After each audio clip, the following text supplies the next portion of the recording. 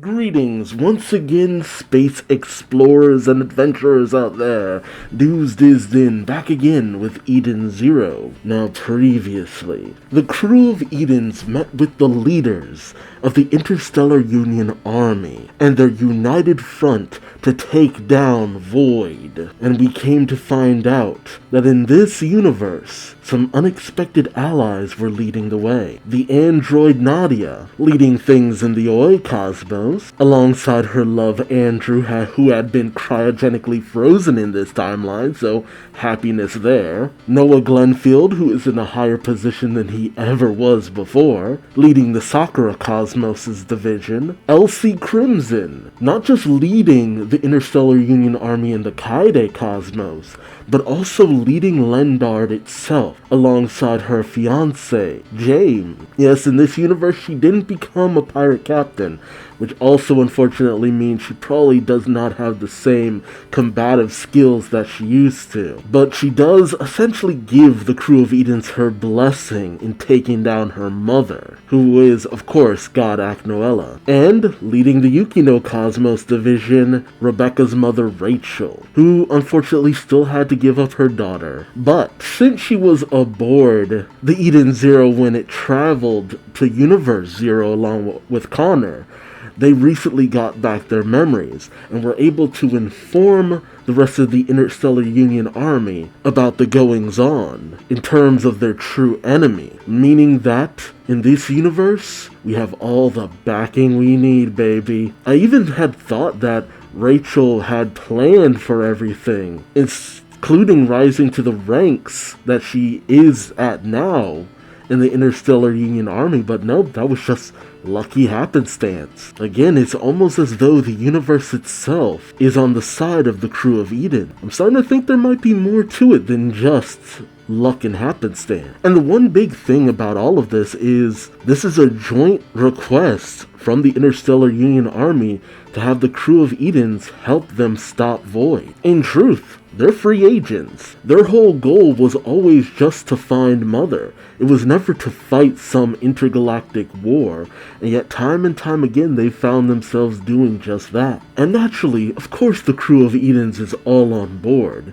They were gonna do it anyway, and to have some help in that process? Oh, what a boon. And so our heroes are finally headed to the Yukino Cosmos, which should be the final leg of their journey, and the first major step to taking down Void. Will our heroes manage to come out on top with everything going their way?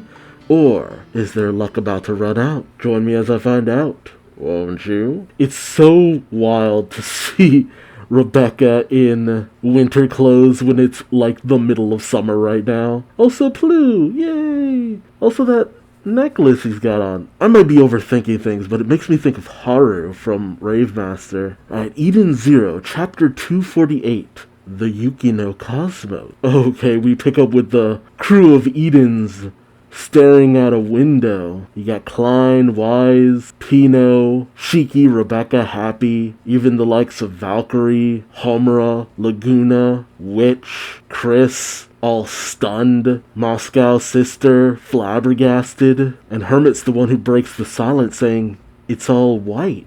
The entire cosmos." Huh. Oh man, that's cool. This is the Yukino Cosmos. So it's just perpetual snow? Or is it just filled with so much ice ether? Oh, this is gonna look beautiful animated. Klein smiles. Snow! It's falling in space! Not physically possible, but whatever. Wise says, I can see why they call it the Yukino Cosmos, because Yuki means snow. And Shiki says, awesome! Rebecca beams, saying, so this is where I was born. And Happy says, it's so pretty. Meanwhile, Pino's on her phone going, how to build a snowman. Do you want to build a snowman? Homura's taken off guard, questioning, you merely roll up the snow, do you not? While Laguna is immediately disinterested, saying, this place looks cold. There's always someone like that. Chris simply says, that's not gonna be fun for a desert dweller like you. While Moscow is cold, going, Moskoy. Hermit comments, It's coming into view. That's the planet Moltz. And Sister comments, that's where we'll find Connor and Rachel. Alright. I do wonder, will we have any trouble with the Church of Saint Fire, though? With everything that's gone on and everything that Rachel has said, I don't know. I feel like they might be an issue. And Rachel says to herself, Dad, Mom, which then mentions the Shining Stars will be standing by on the ship as usual. While Valkyrie says, be careful down there. The Shining Stars it's really only truly dawning on me, the Shining Stars are the backup squadron. They're the, in case of shit going down, you call in the Shining Stars. Everyone else is kind of on their own. The away party is usually consisting of Shiki, Homura, Wise, Rebecca, Happy, and Pino. The backup squadron is Chris and Klein, the Laguna, and the old crap squadron is the Shining Stars. Oh man, this is kind of beautiful. You know, even thinking about it now, Mashima doesn't do that many locations with snow. I don't know, I kind of like it. Whoa. This whole place gives me like a Russian vibe too. There's this giant tower with clocks all over it, all ticking away. Huh. Oh, everybody in that winter drip. Rebecca shivers going, brr.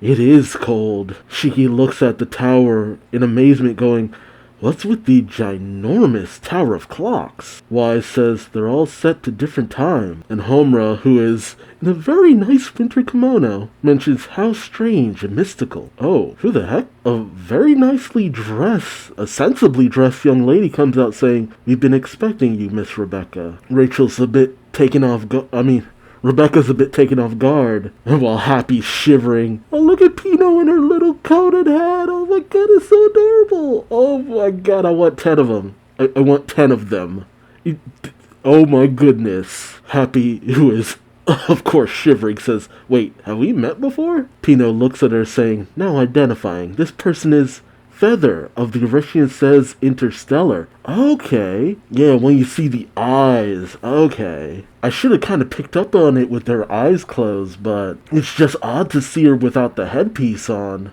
I don't know, something about the headpiece just makes her look a lot older than how she looks here. As she opens her eyes, she says, I serve as assistant to Director of Operations Rachel. Huh. Now that I think about it, I don't think we ever actually saw Feather or even a Racer Squadron. Shiki says excitedly, oh, we met you on Blue Garden. Yeah, which he tried to arrest you. Feather, obviously not knowing what he's talking about, simply says, perhaps that was in your previous world. Like Director Noah, I can perceive distortions in time based on people's location. However, I cannot know what happened in other worlds. The only ones who can observe other worlds are the priestess of time, Rachel, and all of you who have actually traveled across time. These clocks are records of the points in the various worlds where history has diverged. Wait, what? What? Excuse me? Her history has diverged. How could the tower keep track of that? Or is it Rachel who has altered that? I guess with the power of the lineage of Saint Fire Nox, as it were. I guess that makes a certain degree of sense. So it would be Rachel, her mother, that mother before her. Huh. Rebecca looks up at the tower in amazement. Oh. And one clock says, Universe 1, October 7th, the year X 492. Rebecca thinks to herself, the day Shiki was shot. Jeez. Huh. Jeez. They're like, hey, you remember that? Remember that time when Shiki got shot in the head and we all freaked out going, what the hell? Wasn't that some shit? Feather then says, come this way. Director Rachel is waiting for you. And in come the doting parents, Connor and Rachel greeting their daughter, with Connor saying, Bienvenue. Bienvenue? Yeah, bienvenue. Greetings and bienvenue. I'm sorry, if you know Secret Saturdays, you know what that's about. Well, Rachel calls out to her daughter, and then they just start nuzzling up to her. Rachel, obviously embarrassed, says, no need for that, thanks. And Rachel says, it's been ages, Ducky. Why do they have her talk like a posh British woman? Is that just to show that she comes from old money and all that? Rachel wipes away a tear, saying, in this world, I haven't seen you in 15 years, and now my girl's finally here. Oh. Wise turns to Connor and questions, so Connor, you a captain in this world too? Connor embarrassedly says, not as such. Ashamed to admit it, I be. Okay, so I did read that right. But in this world, I don't be having the skills to pilot a ship. Aw, Captain Connor's piloting was the best. Homura says, then you're just an ordinary old man. Oops. He said the quiet part out loud again. Connor then turns to his wife saying, but I can pilot you like an expert, my dear. Wow! Wow! Dude! Rachel says, oh, you. Connor then turns to everyone and says, call me Captain of the Night, if you please. And Rachel hugs up to him saying, stop. Oh my god. They're that couple. Rebecca freaks out saying, not in front of your children. Oh, God. 15 years and still all up in the bone zone. It's probably for the best that Rachel couldn't regularly be with Connor. They'd probably have more children if they were allowed to. Happy then questions, hey, is it true that the Eden's one is headed this way? Oh god. Rachel turns to a massive screen of the Kosmos saying, well, technically it's still cruising through the Yukino Kosmos, looking for the door to Mother. Shiki questions, the door to Mother is in the Yukino Kosmos? Rachel tells him, it sure is. She turns to them saying, it's right here. This is the door to Mother. Wait, what? Yeah, and everyone else is shocked saying, what? A diagram then shows a doorway towards Mother, as Rachel explains, or we call it a door, but all it does is mark the path to her, and those waymarks change with time. Loads of adventurers have set out from here to find Mother before now, but we haven't had a single report of any of them ever finding her. So this is the real start. So what about the objects you were supposed to find along the way that had the trace essence of Mother and all that? I feel like that's a plot point we dropped pretty hard. Rebecca panics saying, but doesn't that mean the Eden's one would be coming straight here? Connor tells her, there be no need to fret. They'll never be finding this planet. Feather explains, what we call the planet Miltz is actually a cluster of 7,000 planets. There are about 6,999 dummy planets. If we hadn't guided you here, it would have taken you years to find us. Jeez. Shiki and Wise freak out a little bit, going, yikes. Rachel then tells them, now, go ahead and give me the Mother Ether you've collected. The amount of ether you gathered will determine the accuracy of the waymarks. There it is. Okay, I'm glad that I actually had a place in all of this. Rachel turns it over, saying, this is everything we found over 3 years in the last world,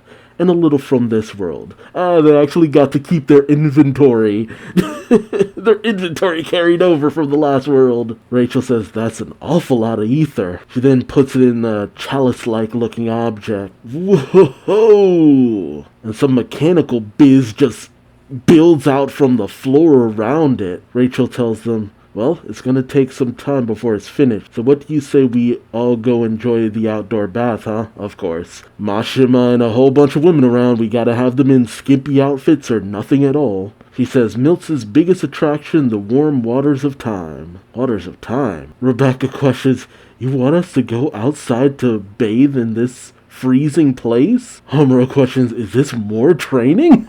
Oh my god. Shiki, in a very interestingly serious moment, says, sorry, but this isn't really the time to sit back and relax. But Rachel tells him, oh, don't say that.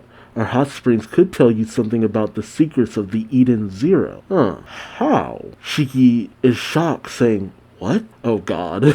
And naturally pick up with Rebecca and Homura outside in their towel, freezing. Just shivering. Rebecca says, so cold. Homura says, training. It's training.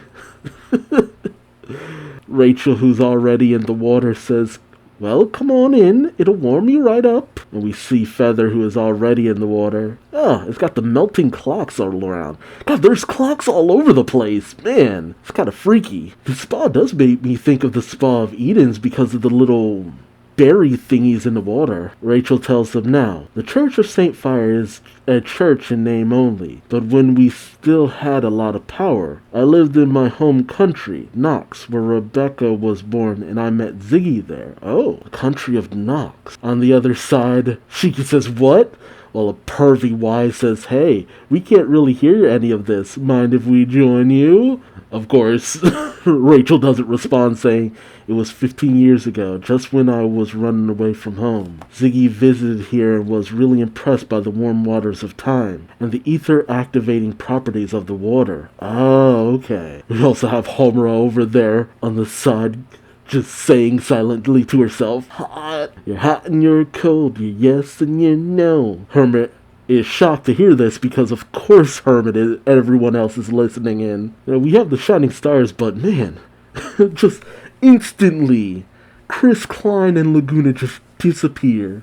Probably just chilling out somewhere. Sister on board the ship says, you can't be telling me that the Eden Zero Spa of Eden, which questions was made by imitating the components of the warm waters of time? Valkyrie says, I thought it was here on the ship from the beginning. I guess that does make a little bit of sense. I mean, why would an artificial ship have a spa that's so mystical to a certain degree? I just figured it was some invention of maybe sister or witch or something, but that would explain why it had such a weird connection to Rebecca. Hermit then questions, wait, did Ziggy not bring the shining stars with him when he came here? Rachel says he said he was traveling alone. Wait, those memories that Shiki had of the shining stars as human, is it possible that Ziggy only encountered the shining stars after he got to Mother? The existence of the shining stars and the dark stars, is it tied to Mother? Is Shiki tied to Mother too? So he came back with not just Shiki, but the shining stars as well? Yeah, Witch says traveling alone. No, we should have been with him. Rachel then turns to Pino and says, oh dear Pino, sweetie, haven't you told them the secret of the 4 shining stars yet? Pino says, what? Sister freaks out saying, what is she talking about, Pino? Are you still hiding something from us? Pino says, no. I don't know what she's referring to, but there appears to be some data in my memory banks that I can't open without further authorization. Sister shouts, that's it, open it! Valkyrie says, give her a break. She told you she can. So there's a special condition or some kind of code or something that Pino needs in order to access that.